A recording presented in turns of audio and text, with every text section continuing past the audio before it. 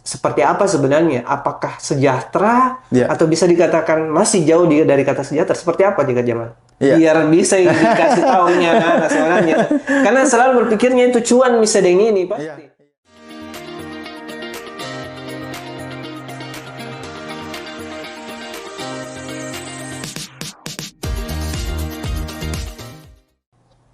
Balik lagi ketemu dengan saya Januar, tuan rumah podcast Kios 1 Solusinya Digital. Hari ini kita kedatangan tamu yang spesial lagi nih. Anak muda yang punya potensi luar biasa dan punya karya yang luar biasa memberi dampak kepada masyarakat. Kita sambut sama-sama. Tepuk tanganku semua nah. Tepuk tanganku semua. Kakak Jamaludin. Oke, dari jauh ini, dari Malino. Iya, siap. Dengan ketinggian berapa kalau di sana kakak? 1.600 lebih. 1.600 Mbpl. Iya. Ini luar biasa ini kakak. Terima kasih sudah mau hadir di Sama-sama. studio kami dan saya merasa bahwa kita perlu banyak sharing hari ini. Saya highlight dulu kakak beberapa poinnya akan kita bahas bersama-sama. Yang pertama mungkin terkait agenda-agenda kegiatan kita bersama di pemberdayaan masyarakat. Terus yang kedua mungkin visi besarnya apa gitu. Kita mau tahu lebih jauh gitu untuk kakak Jamal sendiri. Terus yang ketiga, next sessionnya apa? Ini klise sekali sebenarnya pertanyaannya itu. Tapi kita butuh tahu gitu supaya tidak berhenti di hanya hari ini begitu. Oke, saya memulai dengan pertanyaan begini kakak Jamal. Ya. Saya sapaan akrabnya di warga sekitar di kampung tak Dengabu di Itu orang tua, nama orang tua. Ya. Oh, justru itu sapaan dari orang tua begitu. Itu nama orang tua. Nama Kalau orang saya, ya jadi Jamaludin itu nama saya. Kalau Dengabu Itu orang tua, bapak. oh, gitu. Saya kira sapaan Pak Daenganta itu. Kalau di Makassar kan biasa ada begitu. Iya, iya. Kalau kita enggak ada. Kebetulan kalau di tempat kami sih ada yang pakai, ada yang tidak. Oh, Cuma untuk kemudian sebagai tanda terima kasih, saya pasang nama orang tua di belakang nama saya. orang tua masih lengkap semua? Masih hidup. Ya. Alhamdulillah. Sehat-sehat beliau. Alhamdulillah sehat. Oke. Saya tidak mau berbicara tentang ini dulu kakak, tentang karya. Tapi saya mau flashback agak jauh ke belakang dulu Iya, nih kakak iya. Jamal. Sebenarnya ini gini apa ya? Sebenarnya di waktu masa pertumbuhan tak, saya tahu bagaimana perkembangannya informasi dari sana kakak di Iya. kampung tak ini khususnya. Iya. Seperti apa sih sebenarnya di sana kakak Jamal sendiri melalui proses Perjalanan. Iya, perjalanan kehidupannya seperti apa? Dimulai dari usia kecil mungkin seperti apa di sana kakak Iya. sebenarnya? Boleh cerita ke kami?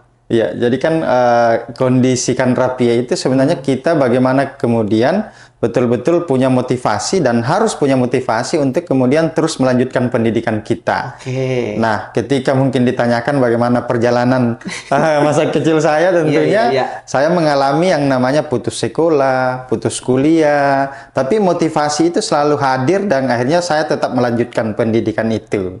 Karena saya berpikir bahwa saya lahir sebagai anak petani, hidup di lingkungan pertanian, dan memang kita besar di lingkungan pertanian. Tentu ada potensi, tetapi tentu kita harus punya pengetahuan, punya skill, dan punya dasar untuk kemudian mengembangkan desa kita. Jadi akhirnya saya punya motivasi tersendiri ketika saya putus sekolah, putus kuliah, tapi saya tetap baca buku. Saya tetap otodidak kemudian untuk belajar, menulis secara manual dan lain sebagainya. Akhirnya muncul motivasi dan saya tetap melanjutkan pendidikan. Ya, apa ya? Saya mau ini dulu kakak Jamal. Dengan kondisi yang luar biasa tantangannya sebagai seorang anak petani gitu. Iya. Kakak Jamal sudah terbiasa dengan kehidupan bercocok tanam dan sebagainya. Iya. Di lingkungan circle-nya kakak Jamal sendiri, teman-teman sebayanya kakak Jamal ini Iya. sama mengalami juga dengan hal yang sama. Mirip-mirip atau gimana sih sebenarnya kondisi? Iya. Ada yang, saya gini, strata sosial di kampungnya kakak Jamal itu seperti apa sebenarnya? Ya, jadi sebenarnya kalau berbicara kampung saya di Kanrapia itu kita kadang terlena dengan pendapatan. Jadi pendapatan yang cukup tinggi, akhirnya yang namanya pernikahan dini, kita cepat menikah, itu yang juga terjadi. Kemudian kita putus sekolah, itu juga yang terjadi. Nah, kita ingin bagaimana kita kembali ke lahan, kita bertani, tetapi tidak kemudian kita putus sekolah, tapi melanjutkan pendidikan dan akhirnya kita menggarap pertanian yang mungkin hari ini bisa dikatakan kita menuju pertanian yang maju, mandiri, dan modern. Oke. Itu tujuan dan arah kita.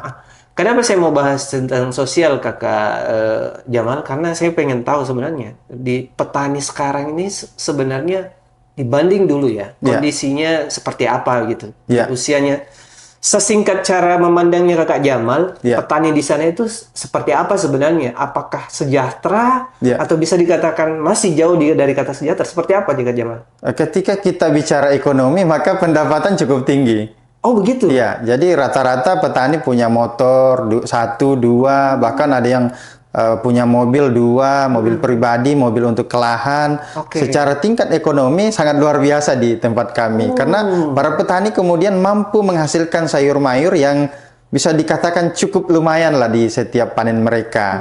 Sehingga disinilah kemudian kita terlena.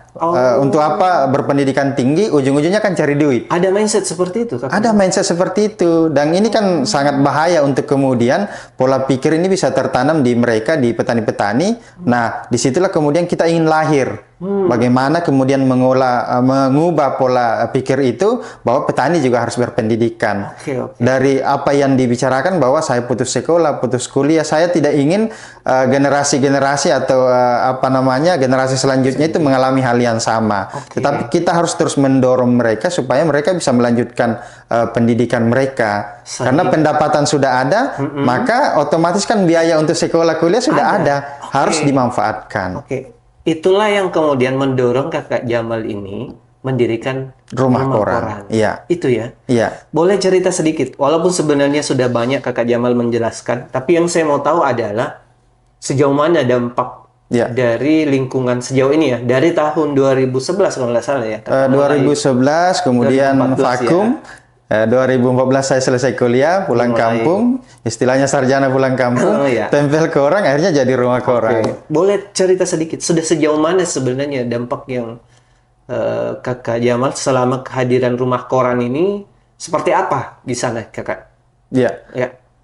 Jadi kan sebelum lahirnya rumah koran itu kan pertama identitas sebagai petani itu kan kita minder dengan itu ketika ditanya apa profesi Anda, maka kita minder dan lama untuk disebutkan bahwa saya petani. Nggak mau mengaku. Nggak mau mengaku.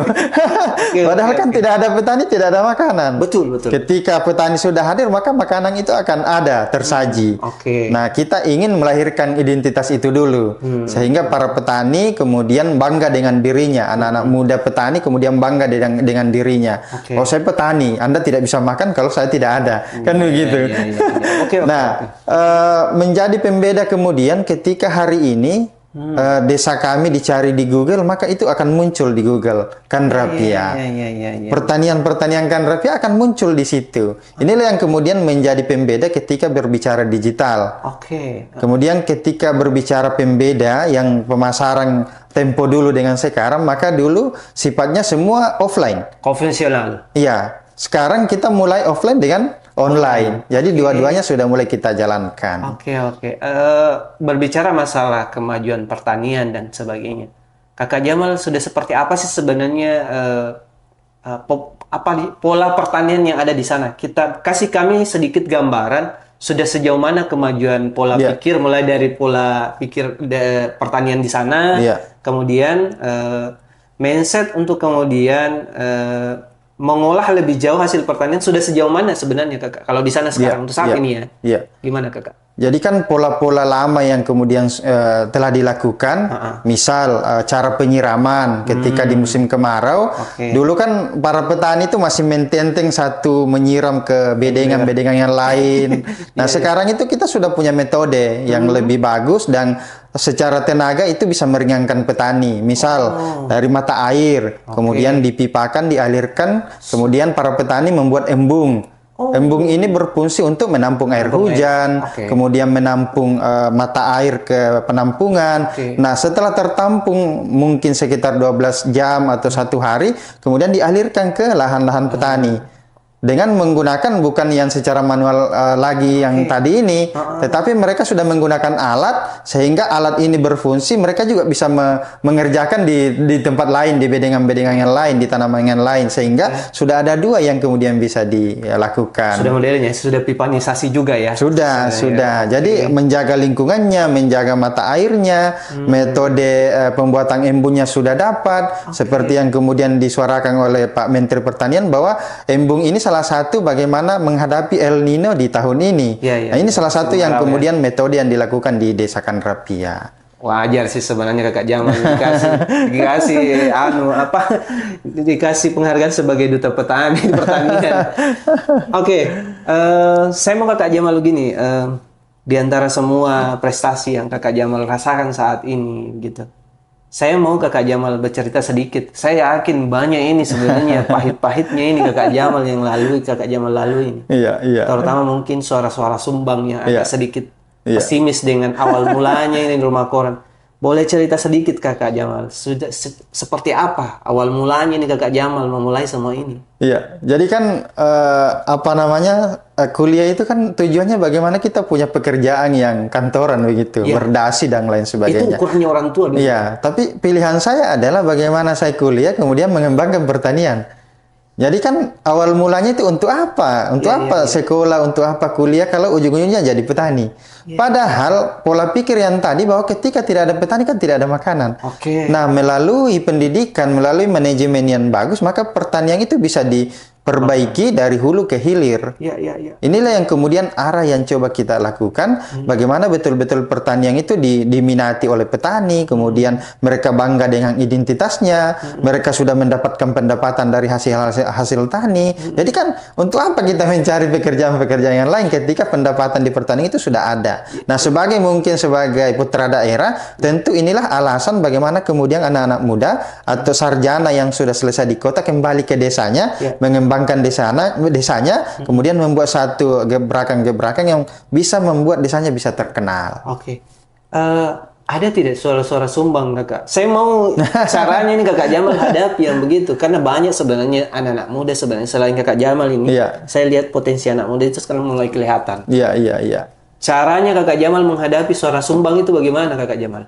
Ada tips tidak? Biar kita berbagi sama teman-teman. Jadi intinya sih sebenarnya optimisme yang ada dalam diri kita bahwa ketika kita sudah memutuskan bahwa saya pulang kampung ya harus siap menghadapi segala tantangan, rintangan, dijadikan bumbu perjuangan yang menjadi bisikan, yang menjadi cibiran bahwa untuk apa sekolah, untuk apa kuliah, tapi kembali ke pertanian, kemudian hanya tempel koran. Iya. Jadi kan sarjana tempel koran istilahnya. Itu awal mula yang kemudian ada muncul. Suara itu Kakak. Ada dong. Astaga.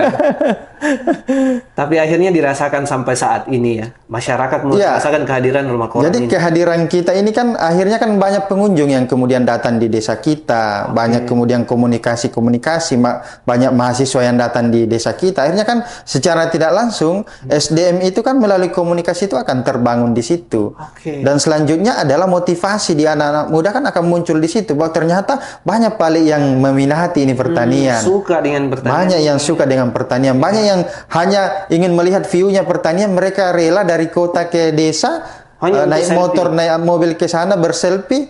Kenapa mereka ya tidak berselfie di lahan mereka, padahal mereka yang punya lahan itu. Iya. Misi yang besar sebenarnya. Bagaimana pertanian itu bisa diajak menjadi lahan selfie juga.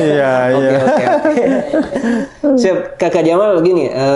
Saya ingin menyampaikan sedikit data ini Kakak Jamal. Kita bikin data, sekaligus saya minta tanggapan ini. Data Indonesia, presentasi petani menurut generasi. Ternyata kita masih digawangi oleh pre-boomer dengan baby boomer. Lebih banyak. Iya. Bagaimana menurut jadi kan kenapa salah satu bagaimana tujuan rumah koran itu kan hadir bagaimana memang melahirkan generasi-generasi petani. Jadi kan sebenarnya bukan di kita ini bukan krisis lahannya, bukan. Tapi krisis generasi petani. Jadi anak petani tidak menginginkan anaknya jadi petani. Anak petani sendiri tidak ingin jadi petani. Misal mereka ditanya, apa cita-citanya? jarang sekali kita mendengar bahwa saya ingin menjadi petani. Pasti mereka akan menyebutkan profesi-profesi yang lain. Sedangkan kita di pertanian ketika kita sudah panen, bisa tonjak kikis motor, bisa tonjak kikis mobil. Artinya kan ada pendapatan di situ. Nah, melalui gerakan-gerakan yang dilakukan oleh Menteri Pertanian, bagaimana melahirkan petani milenial, bagaimana kemudian ada petani-petani muda yang kemudian ada di desa, kemudian melakukan gerakan-gerakan yang betul-betul ada di dirinya dan mengembangkan potensi yang ada di desa. Jadi saat ini memang Kementerian Pertanian juga bagaimana melahirkan generasi-generasi muda melalui program YES namanya. Apa itu? YES itu adalah program yang kemudian bagaimana menumbuhkan wirausaha muda di bidang pertanian. Nah, saat ini di Kabupaten Goa kita sementara melakukan penjaringan bagaimana ada generasi-generasi muda yang berminat di pertanian. Lagi membuka itu. Sementara kita pendataan ya. Jadi pendataan bagaimana anak-anak muda yang misal dia belum punya usaha tapi punya minat untuk di situ. Nah, salah satu fasilitas yang bisa didapat adalah mereka bisa mendapatkan pendanaan, bisa mendapatkan dana hibah, akses kur, kemudian mereka bisa mendapatkan pelatihan, mereka juga bisa magang dalam negeri luar negeri. Jadi ada beberapa memang program-program yang dilakukan oleh Kementerian Pertanian yang memang bagaimana menumbuhkan wirausaha muda dan bagaimana generasi-generasi petani ini bisa melek teknologi, bagaimana kemudian bisa menjadikan pertanian maju, mandiri dan modern. Bahwa pertanian itu kan bukan hanya sekedar yang mencangkul, tapi dari hulu ke hilir itu bahagian pertanian. Ada yang mencangkul, ada yang memasarkan, ada yang menyiapkan bahan-bahan produk, ada yang membuat olahan, ada yang mengekspor. Jadi banyak sebenarnya yang bisa dilakukan di pertanian. Banyak lapangan kerja harusnya bisa tercipta dari situ ya. Iya. Jadi selesai kuliah kembali ke lahan, kembali mengembangkan dan melanjutkan apa yang sudah dilakukan oleh orang tua kita, menggarap sawah. Tapi mungkin metodenya akan berbeda karena sudah masuk ke teknologi. Saya mau gini, Kakak Jamal. Sebenarnya tantangan terberatnya di mana sebenarnya, Kakak? Mengajak milenial ini seperti apa? Melihat fakta ke hari ini sebenarnya ini menjadi tantangan juga sebenarnya. Dengan segala fasilitas yang Kakak Jamal jelaskan tadi, saya rasa kita tidak kemudian menutup mata bahwa pemerintah sudah memberikan begitu banyak fasilitas juga ya. Kalau Kakak Jamal sendiri merasa apa sebenarnya menjadi tantangan paling beratnya sebenarnya mengajak anak-anak milenial ini? Jadi sebenarnya trennya, gaunnya. Jadi ketika mungkin saya sudah ada 10 orang, 100 orang, gaun pertanian itu diangkat, selalu diposting, maka kan orang akan terpengaruh di situ. Nah, kurangnya di pertanian kan di situ. Sebenarnya mereka sudah melakukan di lapangan, tetapi kan mereka tidak terlihat di digital, di online. Nah, inilah menjadi tantangan kita bersama bagaimana pertanian, kegiatan-kegiatan pertanian mulai dari budidaya, perawatan sampai panen itu bisa dipublikasikan. Ini kan sifatnya adalah bagaimana mempengaruhi. Inilah yang kurang sebenarnya. Jadi bagaimana arah kita ke depan mempengaruhi anak-anak muda secara positif, bagaimana mengembangkan pertanian. Kakak Jamal, kasih kita lagi gambaran. Ini sebenarnya yang saya katakan tadi. Ini sebenarnya agak klise ini sebenarnya.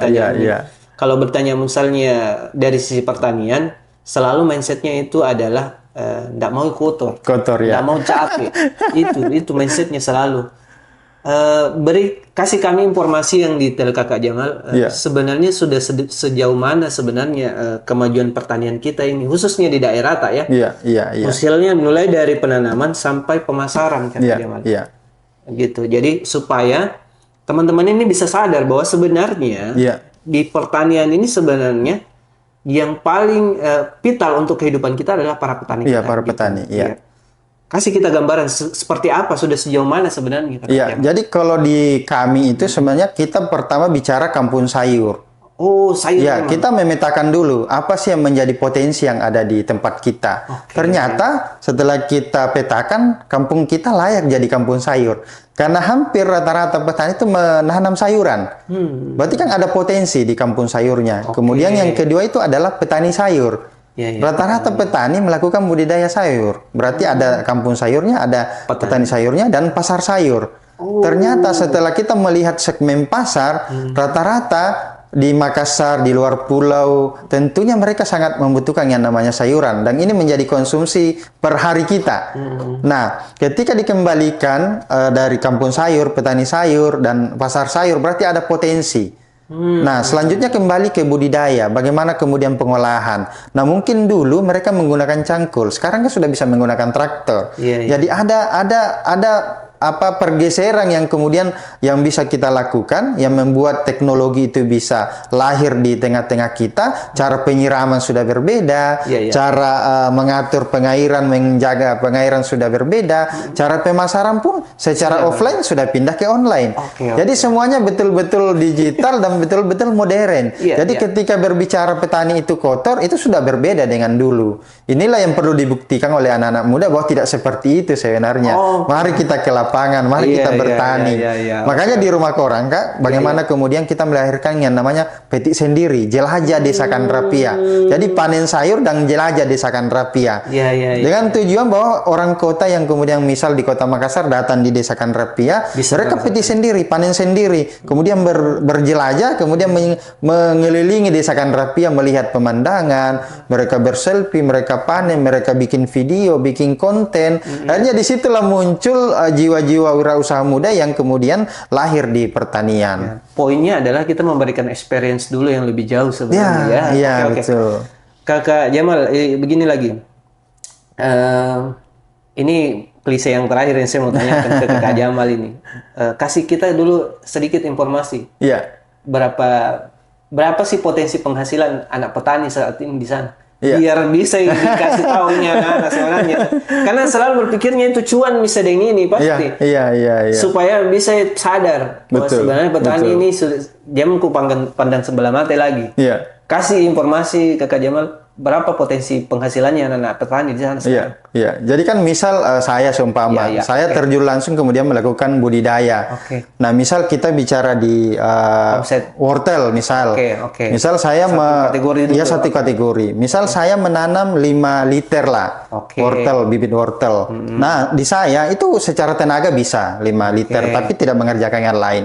Nah, misal wortel ini bisa maksimal, dan mudah-mudahan bisa maksimal, kan sebenarnya ini hanya berbicara cuaca. Jadi gagalnya satu budidaya itu hanya cuaca yang kemudian akan kita perhatikan. Nah, misal 5 liter itu menghasilkan misal 1 ton misalnya 1 liter, berarti kan jadi 5 ton. Nah, 5 ton itu misal dikali 5.000. Dikali 3 bulan, itu kan sudah lumayan.